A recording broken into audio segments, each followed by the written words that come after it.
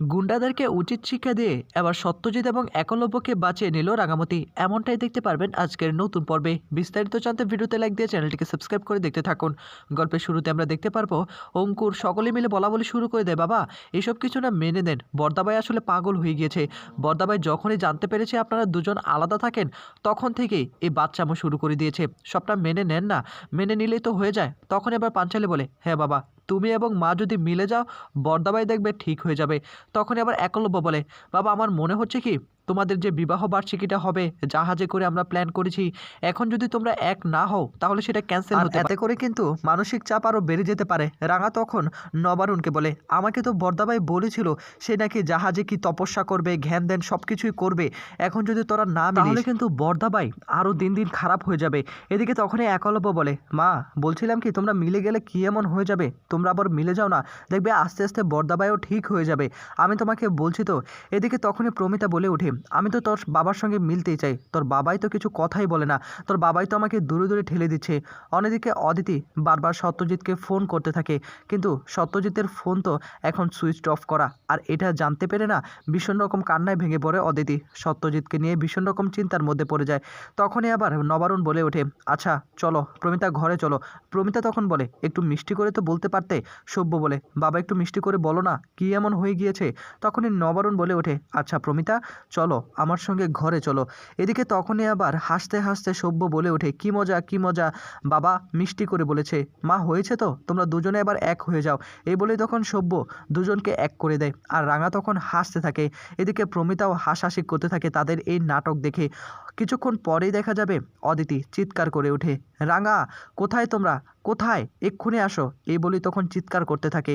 অন্যদিকে দেখা যাবে যে সে পুলিশ স্টেশনকে বোম দিয়ে উড়িয়ে দেয় সেই রাঘব নামের সে গুন্ডা এবং তার দলের সকল লোকেরা। বোম ব্লাস্টের ফলে সত্যজিৎ এক জায়গায় গিয়ে রক্তাক্ত অবস্থায় পড়ে থাকে, বাকি পুলিশদের অবস্থা একদম নাজেহাল অবস্থা। এদিকে রাঘব নামের সেই গুন্ডা তখন বলতে শুরু করে, কিরে সত্যজিৎ সিনহা, আমাকে আমাকে আটকে রাখবি তাই না, তোদেরকে এত করে বললাম আমাকে আটকে রাখিস না, আমাকে আটকে রাখিস না, তোরা বাঁচতে পারবি না, এখন দেখ মৃত্যুর সঙ্গে পাঞ্জা লড়ছিস তো, এখন কি করবি, কিছুই করতে পারবি না। এদিকে রাঘবের সকল গুন্ডারা সেখানে চলে আসে। রাঘব তখন বলে, শোন আমাদের আমাদের ড্রাগসগুলোকে আগে বাজেয়াপ্ত করতে হবে, কোথায় আছে ড্রাগসগুলো, কোটি কোটি টাকার লোকসান কিন্তু হয়ে যাবে, এগুলো আগে নেওয়ার ব্যবস্থা কর, আর এই পুলিশ অফিসারকে আমি দেখে নিব, একদম শেষ করে দিব, আমার হাতেই তাকে শেষ হতে হবে, কোথায় সে। এই বলে তখন রাঘব সত্যজিৎকে খোঁজার চেষ্টা করে। এদিকে সত্যজিৎ আড়াল হয়ে থাকে, সত্যজিৎ আড়াল থেকে তাদেরকে দেখতে শুরু করে। একদিকে দেখা যাবে একটা বন্দুক দেখতে পায় সত্যজিৎ, তখনই একটু একটু করে সে বন্দুকটা নেওয়ার চেষ্টা করে, কিন্তু রাঘব তখন দেখে ফেলে। রাঘব তখন বলে, ও তুই আমাকে মারার জন্য বন্দুক খুঁজছিস, দাঁড়া আমিই তোকে শেষ করে দিচ্ছি। এই বলে তখন বন্দুকটা হাতে নেয় রাঘব। অন্যদিকে অদিতির এসব কান্নার আওয়াজ শুনে প্রমিতা রাঙা তখন বলে, এভাবে কান্না কেন করছিস, কিচ্ছু হবে না, সত্যজিৎ একজন ভালো পুলিশ অফিসার, গুলির আওয়াজ আসতেই পারে, তাতে তুই এভাবে ভেঙে পড়ছিস কেন, কিছুই তো বুঝতে পারছি না। এদিকে তখনই একলব্য বলে, আমি দেখছি আমরা কি একবার যাবো নাকি থানার মধ্যে, আর অদিতি তুই কান্না করিস না, কিচ্ছু হবে না, কিছু হবে না, একটা গুলির আওয়াজ শুনে এরকমটা কেন করছিস। তখনই আবার অদিতি বলে, আমি গুলির আওয়াজ শোনার পরে ওর ফোনটা বন্ধ পাচ্ছি, এতেই তো আমার সন্দেহ হচ্ছে, আমার কেন জানি মনে হচ্ছে। এদিকে তখনই প্রমিতা এক পুলিশ টিমের কাছে ফোন করে যে সত্যজিৎ সিনহা নামে কেউ আপনাদের কাছে পুলিশ টিম চায়নি, আপনারা কি পুলিশ পাঠাননি নাকি। পুলিশ অফিসার বলে, দেখুন এক এক জায়গায় এক এক রকম আগুন লেগে রয়েছে, সব জায়গায় তো আমরা টিম পাঠাতে পারি না, আমাদের পর্যাপ্ত টিম ব্যবস্থা নেই, তবে সত্যজিৎ সিনহা যেহেতু আছে আপনারা চিন্তা করবেন না, উনি সবটা সামলে নিতে পারবে, আর আমরা তো আছি, দেখছি আমরা কি করা যায়, কিন্তু আপনারা এইভাবে ঘাবড়াবেন না, আপনারা তো সবটাই জানেন, আপনি ওনার স্ত্রীকে বোঝানোর চেষ্টা করেন, উনি তো একজন পুলিশ অফিসার তাই না, ওনাকে তো একটু রিস্ক নিতেই হবে। একলব্য তখন বলে, রিস্ক নেবে সেটা ঠিক আছে, কিন্তু ওনার তো কোনো খোঁজ পাচ্ছি না, আমরা কি করব আমরা এখন। একলব্য তখন বলে, এইভাবে বসে থাকলে হবে না, আমাদেরকে এক্ষুনি বের হতে হবে। এদিকে রাঙা তখন বলে, হ্যাঁ উড়ানবাবু চল, আমাদেরকে এক্ষুনি বের হতে হবে, শোন শোন সর্দি ভাই তোর কিচ্ছু হবে না, এভাবে কান্না করিস না, আমরা তো আছি তাই না। নবারুণ তখন রাঙার দিকে তাকে বলে, না রাঙা তুই কোথাও যাবি না, তুই এ বাড়ির বাইরে বের হতে পারবি না। এদিকে রাঙা তখন নবারুণের কাছে এসে বলে, কেন এরকমটা করছিস বড়বাবু, আমাকে আমাকে প্লিজ যেতে দে না, আমি না গেলে হবে না, তোরা কেন বুঝতে পারছিস না। এদিকে পাঞ্চালি অদিতি সকলেই তো হাউমাউ করে কান্নায় ভেঙে পড়ে, তাকে আটকানোর চেষ্টা করে। পাঞ্চালি বলে, রাঙা তোমার যাওয়ার দরকার নেই, অঙ্কুর না হয় যাক, অঙ্কুর গেলেই তো হয়ে যাবে। রাঙা তখন বলে, না তোরা কেন বুঝতে পারছিস না, উড়ানবাবুর সঙ্গে আমার যাওয়া অত্যন্ত জরুরি, আমাকে যেতেই হবে। অঙ্কুর একলব্যর কাছে এসে বলে, শোনো শোনো একলব্য, এক্ষুনি আমাদেরকে বের হতে হবে, আর দেরি করা যাবে না। এদিকে রাঙা তখন বলে, প্লিজ উড়ানবাবু বিশ্বাস কর, আমাকে নিয়ে চল, আমি তেমন কিছু করব না।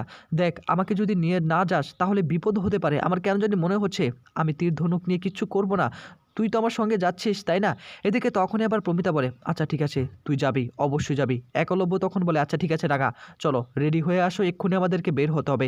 রাঙামতি তখন তীর ধনুক নিয়ে আসে এবং বলে, সত্যজিতের হাত ধরেই সে এই লাইনে এসেছিল, অনেক হেল্প করেছে। এখন সত্যজিতের বিপদে দাঁড়াবে না রাঙামতি একলব্য দুজনেই বেরিয়ে পড়ে। এদিকে দেখা যাবে যে সত্যজিৎ এবং বাকি পুলিশদেরকে বেঁধে ফেলে সেই রাঘব। আর তখনই রাঘব বলে, কি সকলের সামনে আমাকে তো কষিয়ে একটা চর মেরেছিলি, দেখ তো সকলে আছে কিনা।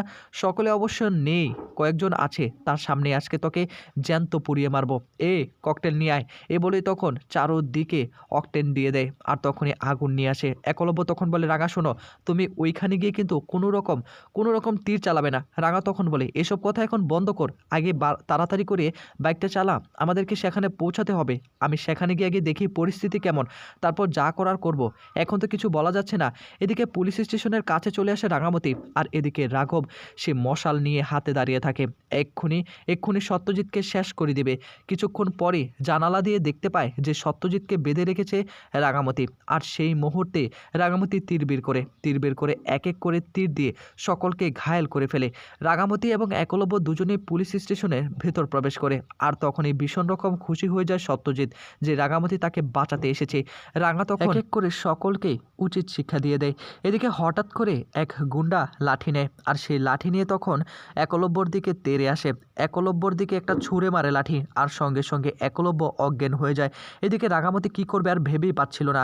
ঠিক সেই মুহূর্তে মোবাইলটা বের করে তখন একটা ভিডিও করে তার যমজ বোনকে পাঠিয়ে দেয়। অন্যদিকে আরেক রাঙামতি অর্থাৎ যমজ রাঙামতি ঘরের মধ্যে বসে খাবার খাচ্ছিল, কিন্তু ঠিক সেই মুহূর্তে তার ফোনটা বেজে ওঠে। সে ফোনটা হাতে নিয়ে দেখতে পায় যে পুলিশদেরকে বেঁধে রেখেছে আর চারদিকে আগুন জ্বলছে। আর এটা দেখে না পুরনো কথাগুলো মনে করতে থাকে, বাচ্চাদের চিৎকারের আওয়াজ, এগুলো ভেবেই না কোনোভাবে আর শান্ত হতে পারছিল না সে যমজ রাঙামতি তখন একটা ঘোমটা নিয়ে নেয়, অর্থাৎ একটা ঘোমটা দিয়ে তার মুখটাকে ঢেকে নেওয়ার পরে ছুটতে রাস্তা দিয়ে দৌড়াতে পুলিশ স্টেশনে আসার চেষ্টা করে। সকল গুন্ডারা মিলে রাঙাকে ঘিরে ফেলে। আর তখনই রাঘব বলে, এই মেয়েটিকেও শেষ করে দিতে হবে, এই মেয়েটিকে আগে শেষ করব, তারপর বাকি সদস্যদের শেষ করব। রাঙা তখন বলে, এখন আমি তাদের সঙ্গে কিভাবে পেরে উঠব, আমার হাতে তো এখন আর কিছুই নেই। বলেই তখন রাঙামতি ভীষণ রকম চিন্তার মধ্যে পড়ে যায়। আর কিছুক্ষণ পরেই চলে আসে রাঙামতির যমজ বোন এসে হাতে একটা লাঠি নিয়ে সকল গুন্ডাদেরকে মেরে একদম ঘায়েল করে দেয়। এক এক করে মারতে সকলকে একদম অজ্ঞান করে ফেলে। আর তখনই নকল রাঙামতি কি যেন ভাবতে শুরু করে, ভাবতে সে তার স্মৃতিশক্তি হারিয়ে ফেলে। এক পর্যায়ে বলে, আমি কোথায় চলে আসলাম। আর এদিকে আসল রাঙামতি সত্যজিৎকে বলে, ওকে তুই একটু দেখে শুনে রাখ, আমি বরং উড়ানবাবুর কাছে যাই। তখনই সত্যজিৎ বলে, আচ্ছা ঠিক আছে, আমি ওদিকটা সামলাচ্ছি, তুমি একলব্যকে সামলাও। সত্যজিৎ তখন নকল রাঙার কাছে এসে বলে, তোমার কোথাও লাগেনি তো? তখনই সেই যমজ রাঙা বলে, আমি কোথায়, এসব কি হচ্ছে, আমি কিছুই বুঝতে পারছি না, আমাকে প্লিজ একটু খুলে বলবি। অন্যদিকে একলব্যর জ্ঞান ফেরার পরে বলে, রাঙা তুমি ঠিক আছো? রাঙা বলে, আমি ঠিক আছি, সকল গুন্ডাদেরকে মেরে একদম ঘায়েল করে দিয়েছি। একলব্য তো আর জানতে পারে না যে এখানেই ছিল নকল রাঙামতি, তাহলে তো বাস্ত এক বিপত্তি। বলেই তখন রাঙামতি এবং একলব্য দুজনের কাছাকাছি চলে আসে। এই ছিল আপডেট। নেক্সট আপডেট পেতে চ্যানেলটিকে সাবস্ক্রাইব করুন।